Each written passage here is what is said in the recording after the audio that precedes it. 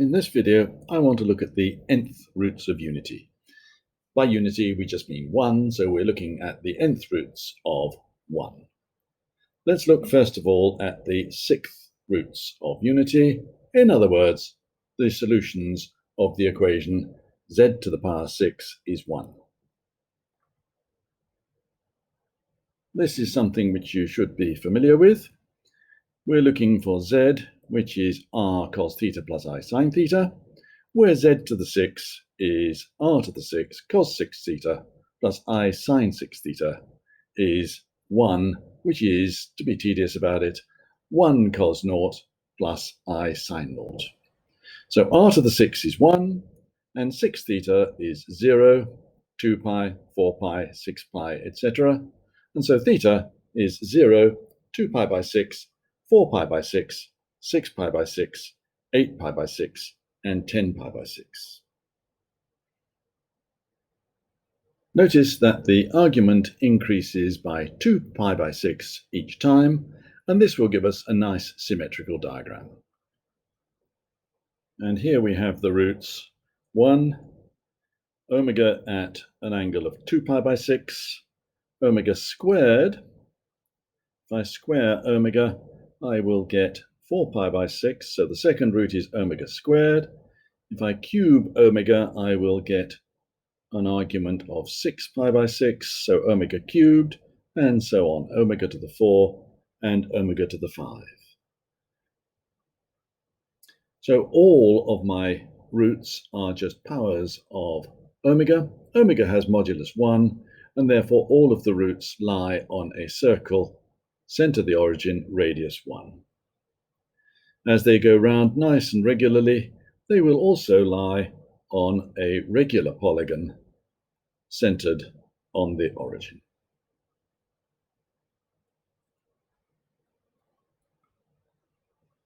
I've summarized that here, and that is what I've just said. If in addition, we notice that 1 is minus omega cubed, omega is minus omega to the 4, and omega squared is minus omega cubed. When I add up 1 plus omega squared plus omega cubed plus omega to the 4 plus omega to the 5, I must get 0. 1 plus omega cubed is 0, omega plus omega to the 4 is 0, and omega to the power 2 plus omega to the 5 is 0. So when I add them up, I must get 0.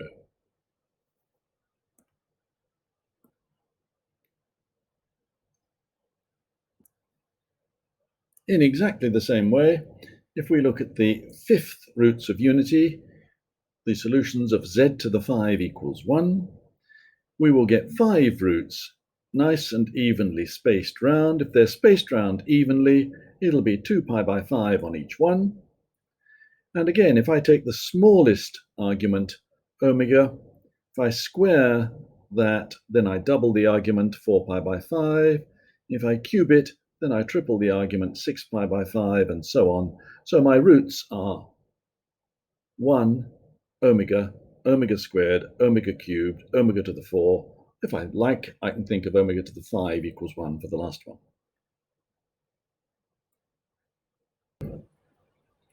As with the sixth roots of unity, you'll see that they must all, because they've got modulus 1, lie on a circle, center the origin, radius 1. And because they go up by 2 pi by 5 each time, then they must lie on the vertices of a regular polygon centered on the origin. The last result that we had for z to the 6 was that if we added the roots, we got minus 1. That was because we were able to pair them up. Omega was equal to minus omega to the 4, it was then. Now, if we add up these roots, well, that and its conjugate, if I add those two together, I must get something on the real axis, no imaginary part. These two are reflections, they're conjugates in the x-axis. So if I add them, I will get no imaginary part. So if I add my 5 roots, I will certainly get a real number. And if I add those two together, add those two plus 1 together, so 1 plus the sum of those two, it's going to be out there somewhere. If I add these two together, it's going to be out there somewhere. There's a good chance that when I add these up, I get naught. But mathematically, we don't like the idea of a good chance. It's not a satisfactory proof. I've summarized that here. So this is what we just said. The roots will be omega, omega squared, omega cubed, omega to the 4, omega to the 5, which is 1. All modulus 1 lie on a circle. The nice even spacing means that they will all lie on a regular polygon, but we don't have the same degree of evidence from the diagram when we have an odd power, z to the power 5. We don't have the right symmetry to conclude that the sum of the roots will be 0. If we have an even power, then the symmetry will always allow us to show that the sum of the roots is 0. Let's move to a more general case. Let's take any positive integer n. What I would like to show is that the complex roots of unity add up to 1. Well, we should be happy with doing this sort of thing by now. Z to the n is r e to the I n theta, which is 1 e to the I naught. Let's just make that a little bit bigger. And this is the same as saying r to the, I've lost the n there, r to the n cos n theta plus I sine n theta. And so r must be 1, r to the n is 1, and n theta must be 0, 2 pi, 4 pi, etc. Theta must be 0, 2 pi by n, 4 pi by n, 6 pi by n, and so on. So if we take omega as the root with the smallest argument, 2 pi by n, if I square omega, I get e to the I 4 pi by n, e to the I 6 pi by n when I cube it. So the roots of the equation are of z to the n equals 1 are omega, omega squared, omega cubed, all the way up to omega to the n, which equals 1. Well, let's look at omega to the n minus 1.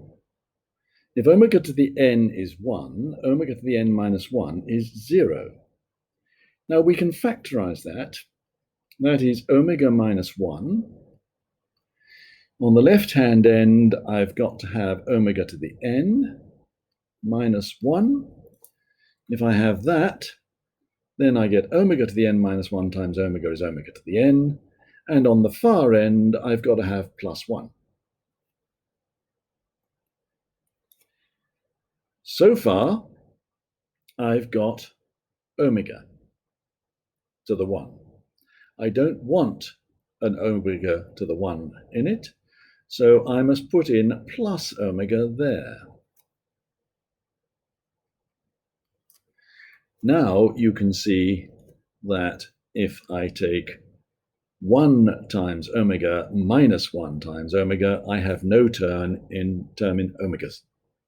Now let's look at the omega squared term. I've got omega squared. I don't want any omega squared.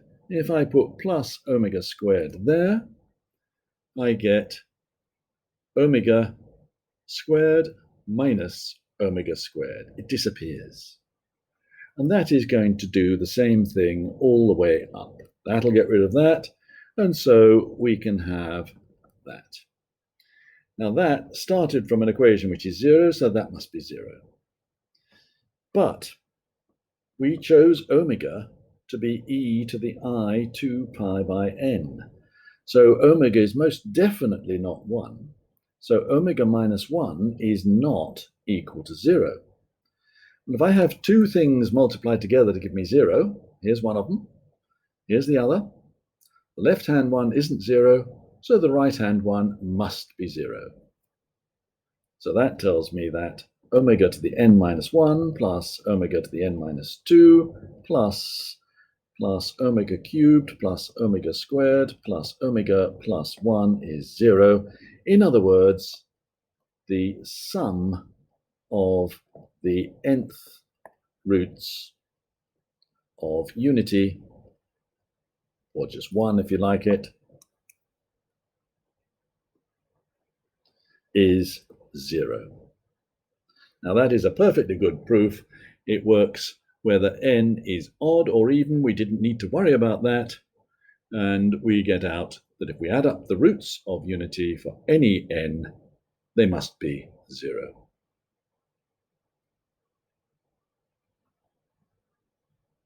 Here's a little application of using that theory. Let's factorize z to the power 5 minus 1 over the real numbers. So z to the 5 minus 1 has got roots 1, omega, omega squared, omega cubed, omega to the 4, where we go round in a nice symmetrical pattern round the circle. If we're going round 5 times, it must be 2 pi by 5. So omega has to be e to the I 2 pi by 5. So if these are all roots, then I have factors here. Well, we can see that if we look carefully at the diagram, in fact, we don't have to look too carefully, from the diagram, we're going to get that omega to the power 4 equals omega star, the complex conjugate of omega. It's just the reflection in the x-axis. And omega cubed is the complex conjugate of omega squared. So let's rewrite our factors using that. Z to the 5 minus 1. Z minus 1 I'm happy with. Z minus omega. Z minus, now this time I'm going to write Z minus omega times Z minus omega to the 4. And omega to the 4 is just omega star.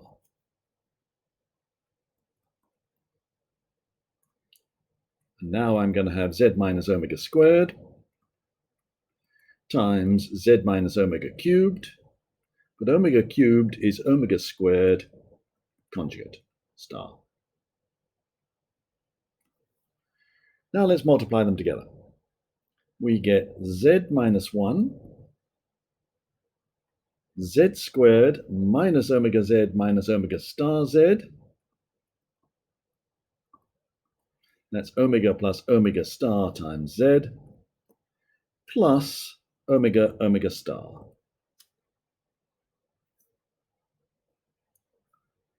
And the second bracket is going to give us, in the same sort of way, Z squared minus omega squared plus omega squared star, the conjugate, times Z plus omega squared star. Well, we need to do just a little bit of algebra because you're not that used to all this sort of thing. If I take a number plus its conjugate, let's look at omega plus omega star. That's just cos 2 pi by 5 plus I sine 2 pi by 5 plus cos 2 pi by 5, and the conjugate is minus I sine 2 pi by 5, and so that is 2 cos 2 pi by 5.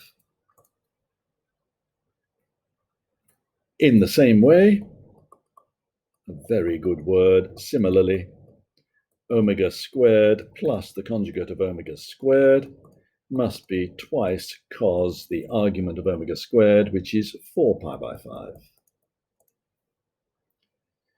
Now, for any complex number, x plus iy times its conjugate is x plus iy times x minus iy, which is x squared plus y squared, which is the modulus of x plus iy squared. So in both cases, because the modulus of omega, omega squared, omega cubed, etc. is all 1, the modulus is 1, therefore omega omega star is mod omega squared is 1, and omega squared star is the modulus of omega squared, which is 1. And so that simplifies this line of algebra up here to give us that z to the 5 minus 1 is z minus 1, z squared minus 2 cos 2 pi by 5 plus omega omega star, that's plus 1, and z squared minus 2 cos 4 pi by 5 plus 1.